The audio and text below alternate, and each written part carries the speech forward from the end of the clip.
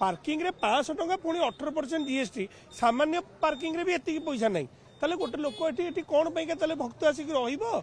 आ एई सब घटना होची केवल निजर पॉकेट गरम करिया पैका आ ये पैसाटा कुआडे जीवो श्रीमंदिर प्रशासक को पॉकेट को जाऊँगी ना क्या पाक जाऊँगी कौन पार्किंग पैका 500 टका नौकरी ए प्रकार नजर आज पर्यंत कौन नहीं आपड़ भी कौ होटेल को भी जाऊँगी होटेल रहा आपंकर पार्किंग फीस नि जाएनि ताने ये होटेल ठू भी कौन बड़का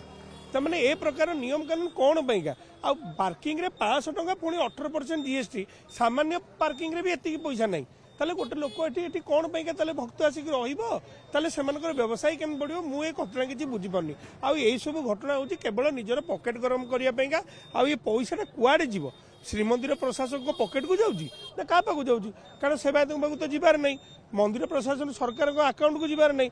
ताले घटना ताले होउची कौन पैका परिचालना बैठक रे निष्पत्ति हैनी छत्तीसा निजोग रे निष्पत्ति हैनी कोउटी हैनी तेणुकर ताले निष्पत्ति नेला किए निष्पत्ति कौन पैका नेला तेणुकर निहाती भाव बड़ा दुखर विषय आमे तो अनुरोध करूँ ए प्रकार जो तुगलकी फरमान अच्छी तुरंत बंद करा जाऊ ना आज्ञा आगामी दिन में भक्त भी ये आसिक रहा बहुत बड़ा मुस्किल हो पूर्व सरकार समय जो सब प्रकल्प करागला श्रीमंदिर परिक्रमा प्रकल्प हो जो विभिन्न प्रकार जगह श्री सेतु हो सब पार्किंग व्यवस्था करागला सेठी मत गाड़ी जो श्रीमंदिर को भक्त मैंने आसुच्च श्रीमंदिर प्रशासन तरफ गोटे पर गोटे भक्त निवास गठन करागला भक्त मैंने केमती सुविधा रे जितेबाला भक्त मैंने रे से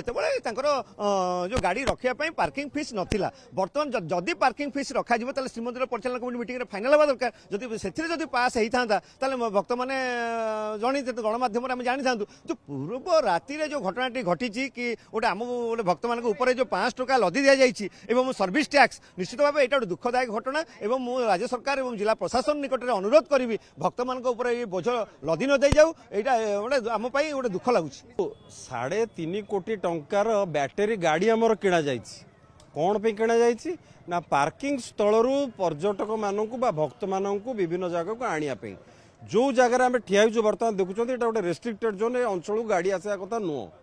किंतु ये जो 98टी रूम बर्तमान रही 4टी जो भक्त निवास अच्छी प्राय 360 रु ऊर्ध्व रूम अंचल अच्छी जदि आम ये गाड़ी मैंने से अंचल 24 घंटा पार्किंग करवा ट्राफिक समस्या तो निश्चित भाव हम एवं यह एक आपन देखो ना सिविल एमिनिटीज यहाँ गोटे लोक रहिले तार पार्किंग पाई आपन निश्चित ताकू सुविधा दबा दरकार किंतु आपन कौन भारत वर्ष एमती होना जे आपन आसी सेठार रहिबे आकोमोडेशन तापर मध्य पार्किंग देबे एवं तापर आपनकर टैक्स ये बोझ उपर नलिता बिड़ा ये निश्चित बेआईन कार्य एवं सबुठारु आश्चर्य कथा जे देखंतु यह एक एमसी मेंबर कमिटी रे आलोचना करा जाय नाही।